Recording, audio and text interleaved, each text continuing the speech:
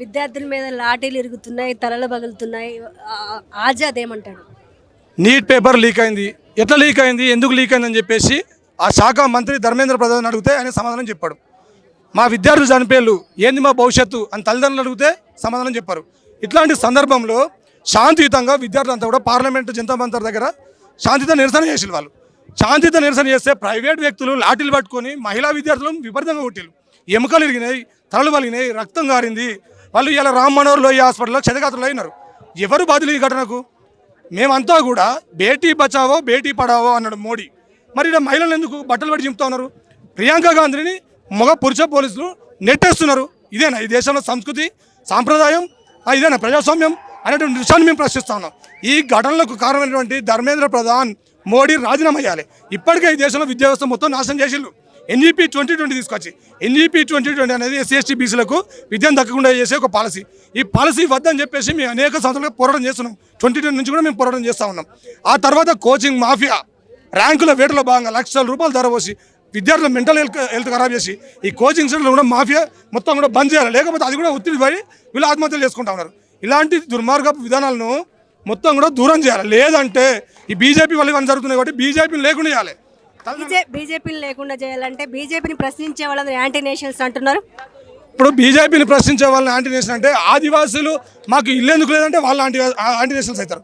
దళితులను మమ్మల్ని కుల వివక్ష జరుగుతుంది, అంచివేస్తున్నారు, మేము బాబాసాహెబ్ వారసులు అంటే వాళ్ళను యాంటీ నేషనల్స్ అంటారు.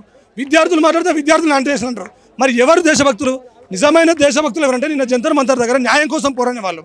నిజమైన దేశభక్తులు ఎవరంటే రైతులు అక్కడ రైతు వ్యతిరేక చట్టాలకు వ్యతిరేకంగా ధర్నా చేసిన వాళ్ళు దేశభక్తులు. ఈ దేశ మట్టి బిడ్డలు వాళ్ళంతా. మేమంతా ఈ దేశంలో ప్రజాస్వామ్యం ఉండాలని కోరుకుంటున్నాం. వీళ్ళంతా వేరే దేశం వాళ్ళు కాదు కదా. ఒక్కరిని చూపించండి ఈ దేశంలో వేరే దేశం వాళ్ళరు. ఆ ప్రొటెస్ట్ మీద దాడి చేసిన ప్రైవేట్ వ్యక్తులు ఎవరు?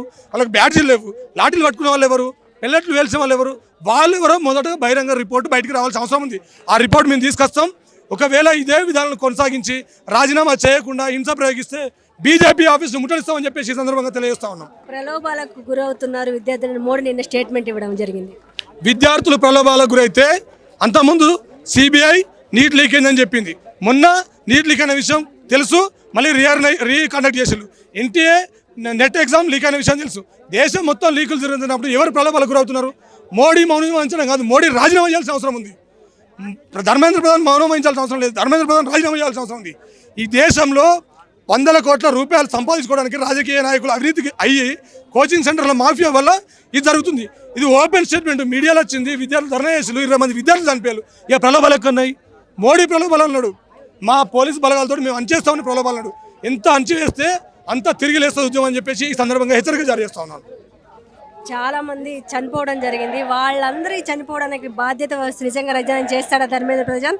ధర్మేంద్ర ప్రధాన్ సిగ్గు లజ్జ ఏదైనా ఉంటే నా వల్ల ఈ దేశం అట్టడుగుతుంది, ఒక బ్లాక్ డే జరిగిందని చెప్పేసి తను నైతికంగా బాధ్యత వహిస్తే తను రాజీనామా చేయాలి.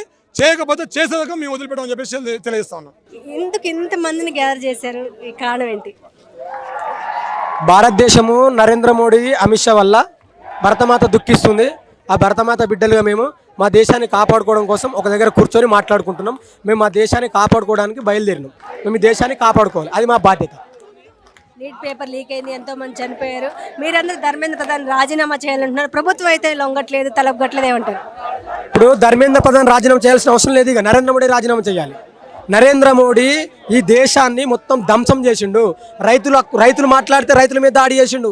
ఆదివాసులు మాట్లాడితే నక్సలీల పేరు మీద ఆదివాసులను చంపేసిండు. దళితులు మాట్లాడితే దళితుల మీద దాడులు చేసిండు. ఎస్సీ ఎస్టీ చట్టానికి తూట్లు పడిచిండు. యువకులను మోసం చేసిండు. 2 కోట్ల ఉద్యోగాలు 2 ఉద్యోగాలు లేవు. ఈ దేశం గురించి మేము మాట్లాడితే వాళ్ళ ఎంపీలేమో పానీపూరి డబ్బాలు పెట్టుకోమంటుండు. నరేంద్ర మోడీ అమిత్ షా ఏమో జై శ్రీరామ్ అనమంటుండు. రాముని వారసులు అని వాళ్ళు చెప్పి రాముని పేరు మీద దాడి చేసి రాముని గుళ్ళే ఉండెత్తుకోపోయారు. జై శ్రీరామ్ అంటేనే భారతీయుల యాంటీ నేషనల్స్ కాదా? జై శ్రీరామ్ అంటే భారతీయులు కాదని వాళ్ళు చెప్తారు. జై శ్రీరామ్ మేము జై శ్రీరామ్ అంటాం. ఎందుకంటే హిందూ మతంలో పుట్టిన వాళ్ళం. మేము జై శ్రీరామ్ అంటాం, జై భీమ్ అంటాం. అన్నట్టు మా దేశాన్ని మేము కాపాడుకోవడానికి బయలుదేరిన వాళ్ళం. మా దేశాన్ని మేము కాపాడుకుంటాం. ఇది మేము చెప్పదలుచుకుంది. పేపర్ లీక్ అయింది, ఇంతమంది చనిపోయారు. న్యాయమైన డిమాండ్ ఒకటే అడిగారు, కానీ ప్రభుత్వం పట్టించుకోవట్లేదు. మేము న్యాయమైన డిమాండ్ కాదు, మా దేశాన్ని కాపాడుకోవడానికి బయలుదేరుతున్నాం. ఇప్పుడు నేను ఏమంటే ఎన్నడన్నా ఇప్పుడు అక్క గిన్నిసార్లు వచ్చి నువ్వు నా ముందర ప్రెస్ మీట్ పెట్టి మాట్లాడిపిస్తున్నావు కదా.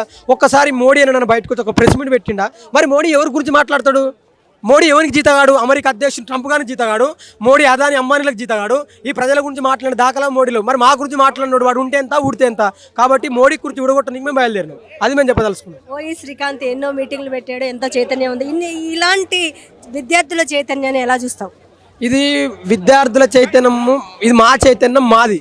ఎందుకంటే ఈ దేశం కోసం మా భగత్ సింగ్ చనిపోయాడు, మీ వీర సావర్కర్ చనిపోలే. ఈ దేశం కోసము, ఈ దేశంలో అంటరాంతరం పోవడానికి డాక్టర్ బాబాసాహెబ్ అంబేద్కర్, మా డాక్టర్ బాబాసాహెబ్ అంబేద్కర్ మేము కొట్లాడాడు. మేము ఆయన వారసులుగా, భగత్ సింగ్ వారసులుగా ఈ దేశ ప్రజల కోసము మాట్లాడి కొట్లాడు. దేశ ప్రజలు అంటే ఎవరక్క? మేము కదా. 40 కోట్ల మంది ఉన్నాం. మీ సంపద మాకు కాకపోతే ఎవరికి ఇస్తావు? ఈ సంపద ఈ నేల మీద పుట్టిన వల్ల మీ సంపద మేము అనుభవించాల్సింది పోయి నరేంద్ర మోడీ, అమిత్ షా, అదాని అంబానీకి దారదత్తం చేశారు. కాబట్టి ఈ దేశం కోసము, ఈ దేశ ప్రజల కోసము మేము కొట్లాడతాం. ఎందుకంటే ఈ దేశంలో మెజార్టీ ప్రజలు మేము కాబట్టి మా ప్రజల కోసం, మా హక్కుల కోసం మేము కొట్లాడతాం. ఖచ్చితంగా నరేంద్ర మోడీ దిగిపోకపోతే తెలంగాణ అన్ని రాష్ట్రాలు లెక్క అనుకుంటున్నాడు. తెలంగాణగా నువ్వు తెలంగాణకు వస్తావు కదా. ఇది కమలాలు పుట్టిన నేల కాదు, కత్తులు పుట్టిన నేల, తుపాకులు పుట్టిన నేల, 22 సంవత్సరాలకు అమరులైన నేల. నా నేల గొప్పది. నా నేల నీ కమలాన్ని, నా కత్తులతో కోసి నీ కమలాన్ని, నీ మోడీని మేము గుజరాత్ పంపిస్తాం. ఈ దేశము గుజరాతుల చేతిలో బంద్ అయింది. గుజరాత్ సంఖ్యలను తెంపడం కోసము భగత్ సింగ్ వారసులుగా, డాక్టర్ బాబాసాహెబ్ అంబేద్కర్ వారసులు మేము బయలుదేరాం. విద్యార్థులకి సపోర్ట్గా రచయితలు కూడా నిలబడ్డారు, మనతో మాట్లాడడానికి మెస్సీ మార్గెట్ ఉన్నారు. ఎట్లా ఈ ఉద్యమాన్ని ఎలా చూస్తారు? ఇది అంటే ఇప్పుడు దాకా వేరే ఛానల్ వాళ్ళతో కూడా మాట్లాడాను. ఉద్యమాన్ని ఎలా చూస్తున్నాము అని అంటే ఇన్ని రోజులు ప్రశ్నించడానికి వెనకాడి చాలామంది వెనక్కిపోయిన సందర్భంలో కొత్త గొంతులు, కొత్త రక్తాన్ని నింపుకున్న యువకులు వాళ్ళ దేశాన్ని కాపాడుకోవడానికి ముందుకు వస్తున్న సందర్భంగా మనం చూస్తున్నాం. మనం ఎవరెవరైతే అన్ని రోజులు అన్యాయం జరిగినా కూడా అసలు చీమ కుట్టినట్టు కూడా ఉండని సందర్భాలు ఉన్నాయి. పాపం ఎవరైనా మా గురించి మాట్లాడండి అని ఎదురు చూసినటువంటి గొంతులు కూడా చాలా ఉన్నాయి. అయితే ఇప్పుడు వాళ్ళ కోసం నిలబడుతున్నారు. ప్రజాస్వామ్యం బ్యూటీ ఇదే. మనం ప్రశ్నించడానికి మనకి ఒక వేదిక ఉంది. సో వాళ్ళు దాన్ని ఉపయోగించుకుంటున్నారు. సో విద్యార్థులకి ఈ అవగాహన రావడం నిజంగా గొప్ప విషయం. సో ఇది దేశ భవిష్యత్తులో ఒక కొత్త అంటే ఒక కొత్త టర్న్ తీసుకుంటుందని మనం అనుకోవాలి. మీరు రచయితగా ఉన్నారు. ఇలాంటి ఉద్యమం జంతర్ మంతర్లో వేల సంఖ్యలో విద్యార్థులు ఉంటాం. గతంలో ఎప్పుడన్నా జరిగిందా? వేల సంఖ్యలో అంటే జరిగి అప్పటికప్పుడు వెళ్ళిపోతారు. ఒక నిర్దిష్ట కాలం ఏదో జరుగుద్ది. కానీ ఇది ఇన్ని రోజులుగా జరుగుతున్నా కూడా దానికి ఆదరణ తగ్గటం లేదు. ఎందుకంటే నిజంగా విక్టిమ్స్ ఉన్నారు అక్కడ. అట్లా ఏంటంటే వీళ్ళు కూడా ప్రమోట్ చేస్తున్నారు కదా, అది పేడ్ ఇది అని, లేదంటే వాళ్ళకి ఫండ్స్ ఎక్కడ వస్తున్నాయని. ఎవరైనా అన్ని రోజులు ఎందుకు చేయగలుగుతారండి? అందున నిన్న అంటే వీడియోస్ చూస్తే కూడా కొన్ని అక్కడ నుంచి వస్తున్న రిపోర్ట్స్ అంటే టీవీలో నిన్న వాళ్ళకి జరిగిన దాడిని తెలుసుకొని రాని వాళ్ళు కూడా ఇప్పుడు కొత్తగా ఇంకెక్కువ అవుతున్నారు సానుభూతితో.